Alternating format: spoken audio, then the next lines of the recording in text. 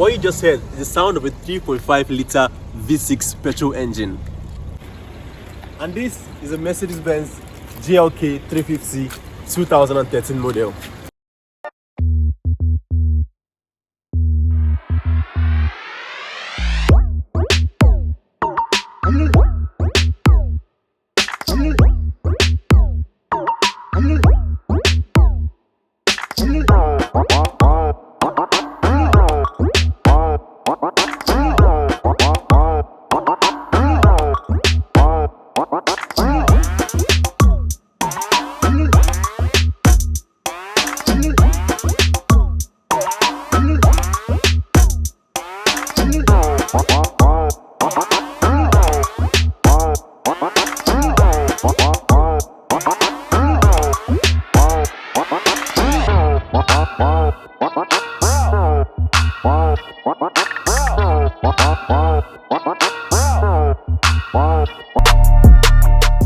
The GLK in German stands for Geländewagen Luxus Compact Class. I might not get the pronunciation right because it's German, but what it means in English is small luxurious SUV. And this is the 2013 model. The first GLK was made in 2011.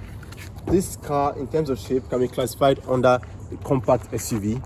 It looks really boxy and bold, and this car has a lot of off-road capabilities. Although no one will really take this car for off-roading, this car will be used mainly for a luxurious setup, like cars you just used to go to work, go to pick up your kids from school, and just normal activities, everyday activities. So this is the GLK. So let me take you to the review.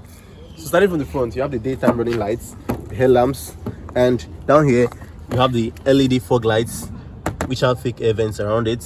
Then to the grille, you see this grille all covered in silver with the chrome accents all around, with the bold Mercedes-Benz badge. Also, there's another Mercedes-Benz badge up here. Down here, there are more air vents, supply air to the engine. Okay, come this way. See how large these 19-inch alloy rims are? They give them enough clearance. They make the tires look really big, which give them enough clearance from the road so rocks don't go scratching under of your car. And now, down to the side mirrors. You see the pickle fork-like blinkers on the side mirrors. So we are trafficating. This will blink yellow lights, notifying drivers that you're going to the next lane and you're turning into the next street. Then down here, up here you have the roof rails. Okay, put stuff on top. And down, this trim doesn't come with a running board. Also, there's the silver accent that goes all the way down to the front. Okay, come to the back, let me show you. This comes with a spoiler at the back, also with the fin, and it has rear what do you call this again?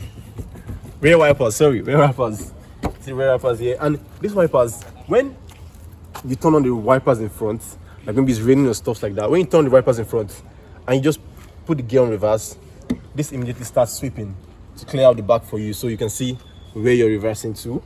And down here you have the chrome protector for the bumper, so when you're sliding out your bags, it protects your expensive bumper and doesn't scratch. Down you have two openings for the exhaust, although the exhaust pipes are actually inside. So then you have your diffuser here, which are actually fake diffusers. Then you have the head, the rear tail lights, and the light reflectors down here. So this car really looks very elegant because of the box type. It's looking like a sedan. They put a coach on top of it, looking really funny, but still looks very elegant. So let me take you to the inside. No, let's go to the trunk. Come to the back. Yeah, now as you can see, the trunk is looking really large, and it's all lined with felt.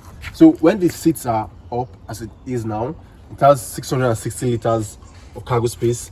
But when I put the seats down, you have 1,549 liters of cargo space. Then here you have netting, the storage where you put your first aid kit. And underneath, under the floor, you have the donut spare tires with storage where you can fix your tools in case you have a flat tire, spanners, and your other tools. So let's go inside. Let me show you what the interior looks like. So starting from here, look at the steering. The steering is all stitched in leather, and this has a automatic steering rack. You just control automatically, although it's kind of slow. Then on the dashboard you have soft leather touch materials. Then here you have a small screen that displays your GPS, your map, and your audio systems, your radio and MP3. Then this cool looking air vents all over Then down you have some buttons for audio controls, and down here for climate controls. Then if you see here, there's no gear selector here. You know why? They moved the gear from here to up here to give you more space down here. So now what's here is just storage. You have an ashtray and a wall socket with storage where you can put your keys. Right here you have more storage. You click this to open. You have some power outlets here to USB ports. Then you have the cup holders here with this knob which you use to control the audio system. Now down to the gauges, you have 3 digital and 3 analog gauges. You can see the 3 small screens inside, the speedometer and the tachometer with some gauges right here, and which displays some other information like the temperature, your traction control, whether it's on, your echo. Okay, now I forgot to show you this. This is the echo, and this is to turn on traction control. I'll tell you about that later in this video. So look at the door right here. There's nothing so special about this door.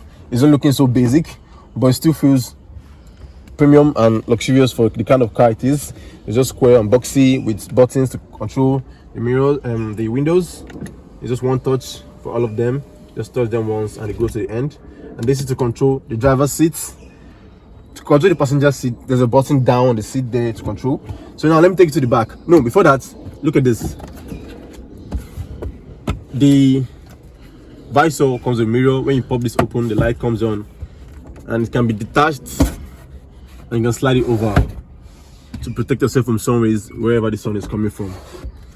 And this trim doesn't come with a panoramic sunroof. The normal, some trims come with 2 sunroofs, one here for the driver and the front passenger, another one here for the passengers at the back. But this trim doesn't come with a sunroof at all. Okay, so what else? This is the side view, the rear view mirror, and you have buttons to control the lights at the back with the SOS here. Oh, sorry, let me close that back. Now let me take you to the back. Let's go to the back. So at the back, you can see I have enough headroom, so someone above 6 feet will still be comfortable here. Then knee room is kind of a problem because there's no space here. That's why you can see there's a cutout here from the seats to give more space for your knees. And right here you have the airplane style pockets for storage. And this seat's actually supposed to fit 3 passengers, but the person in the middle will find it very difficult to be comfortable because of this. You have a very large transmission hump right here, and here you have your air vents and a little storage here. And down here you have a 12-volt socket and small storage. I think this will be for your cigarettes. I'll close that up. Then you have 4 anchored points, 1, 2, 3, 4 for child seats, to fix the child seat here. And this has 3 headrests at the back, and in the middle you can bring this down to serve as an armrest, which when you pop open, it gives you more storage and more cup holders. Let me close that back. Okay, so this seats feel really comfortable because when you're at the back, the feel of leather feels really good, and the seats are perforated, so they're very, very, very soft. So let me show you what's in the engine. Let's go to the front. Really fantastic engine. As you can see, it's neatly arranged and packed, and this has 302 horsepower at 6,500 rpm and has 273 pound-feet of torque at 3,500 rpm. Really fast engine. What more can you ask for? So let me show you some other cool features about this car. There are like 5 safety features which makes this car really, really cool. Let's get to it.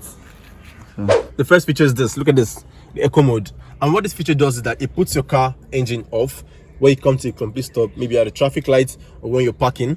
Then although your AC and your audio system will still be on, your car will be off. That means when the traffic starts moving or when the traffic light turns to green, it starts your engine automatically for you, so you don't have to do the turning off start, which is really stressful.